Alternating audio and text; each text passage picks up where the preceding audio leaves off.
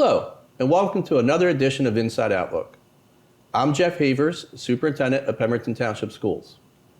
This has already been a very busy start to spring, and now we launch into the last 3 months of our school year. Student learning, activities, and extracurricular programs are in full swing, and planning for our summer learning programs is already underway. Spring is also when we present our school budget for the next year. And today, I'm pleased to welcome our Business Administrator, Pat Yacovelli, to share the 2022-23 budget with you. Welcome, Mr. Yacovelli. Hi, Mr. Havers. All right. Mr. Yacovelli has prepared a presentation that we have been sharing with local community groups, and I'm going to turn it over to him so that he can go over the budget for our viewers. Thank you, Mr. Havers. This is the presentation for the 2023-2024 preliminary school district budget. First, we're going to take a look at the budget calendar and the statutory dates. On March 2nd, state aid figures were released to all school districts in New Jersey. Prior to that date, school districts were anticipating state aid figures, but on March 2nd, we knew what those state aid figures were. On March 20th, the preliminary budget that was approved by the Board of Education was submitted to the County Office of Education. And on April 27th, the board will conduct the public hearing for the approval of the final 2023-2024 budget. And the community and members of the public and any staff members are certainly welcome to attend the public hearing. We're going to start out by taking a look at the 2023-2024 revenues. We'll be discussing an update on S2 legislation and the reduction of state aid. Take a look at the tax levy, the reserve accounts, federal funds, and then we'll finish up by taking a look at the revenue summary. An update on S2 and the reduction of state aid. In 2018, Senate Bill S2, which was introduced by then Senate President Steve Sweeney and signed into law by Governor Murphy, became known as Chapter 67 and impacted school districts that receive adjustment aid, spend above adequacy, and are below their local fair share. The legislation stated that adjustment aid will be reduced over 7 years by a percentage of their state aid differential. For 2023-2024, we're in year 6 of 7 of those adjustment aid reductions. Taking into account the reductions that we're seeing this year, our total reductions in state aid are just under $17 million. This is the phase-in under the legislation of the S2 starting in the 18-19 year. For 2023-2024, it's 76%, ending at 100% in the 24-25 year. Another component of the state aid formula in S2 is municipal overburden. And municipal overburden, we compare the total tax rate for the municipality, which is comprised of your school tax rate, your municipal tax rate, and your county tax rate. And it compares it with the state average tax rate. And what the language says is an SDA district that is located in a municipality in which the equalized total tax rate is greater than the statewide average equalized total tax rate for the most recent available calendar year, and is spending above adequacy as calculated pursuant to Section 1 of the law, shall be subject to a reduction not to exceed the amount by which the district is spending above adequacy, multiplied by the corresponding percentage included in subsection B of the law. So what does that mean for Pemberton Township? We take the state aid differential, which is the calculated aid versus the actual aid, $5,168,014. Now in Pemberton Township's case, they're spending under adequacy. The calculated spending versus the actual spending, $950,052 under adequacy. So because Pemberton Township is spending under adequacy, there are no cuts according to the funding formula. Next, we'll take a look at Pemberton Borough, starting with the state aid differential, the calculated aid versus the actual aid. $427,786. For Pemberton Borough, they are spending above adequacy, so we need to apply to 76% against the $427,000. So Pemberton Borough is receiving a reduction in state aid in the amount of $325,117. Now we'll talk about the tax levy.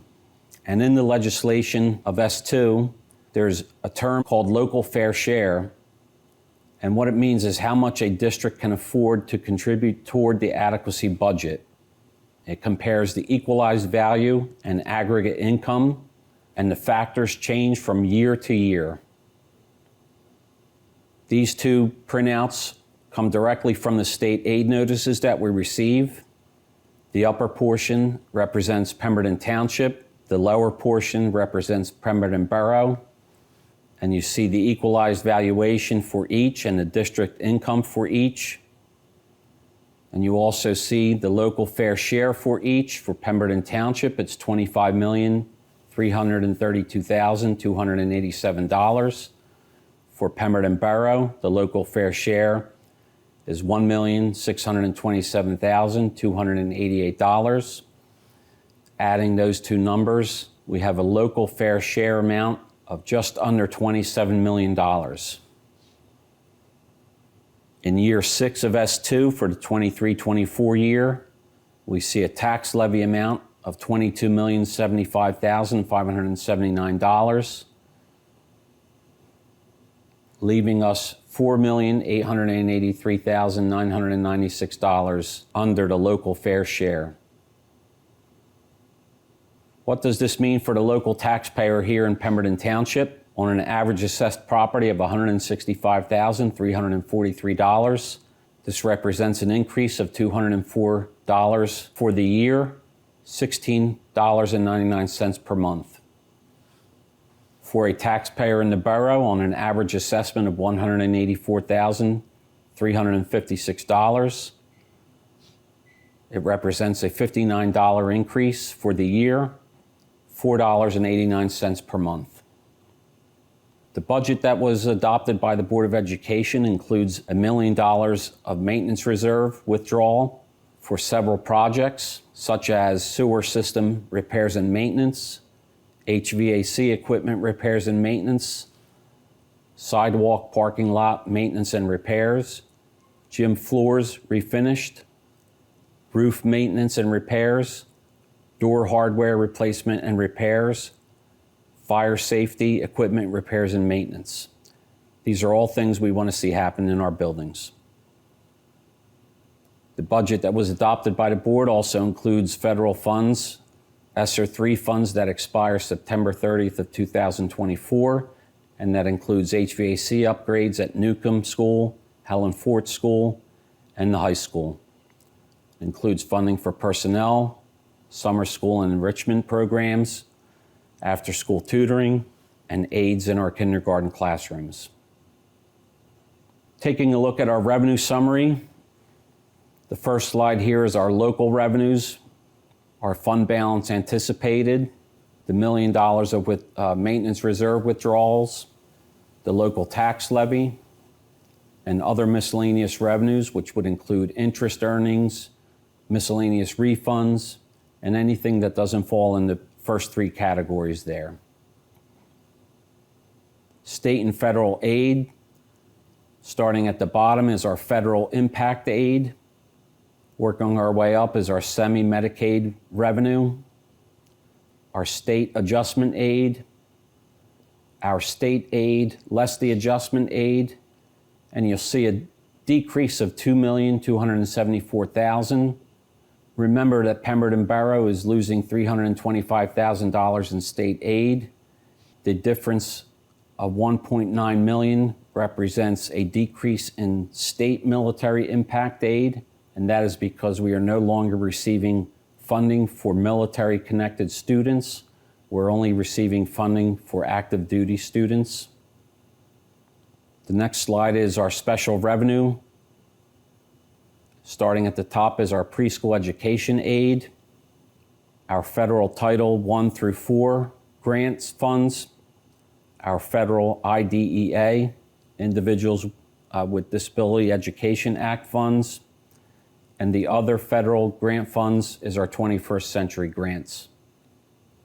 This is a recap of all of the slides, revenue slides that we looked at. Our total budget is $111,943,569.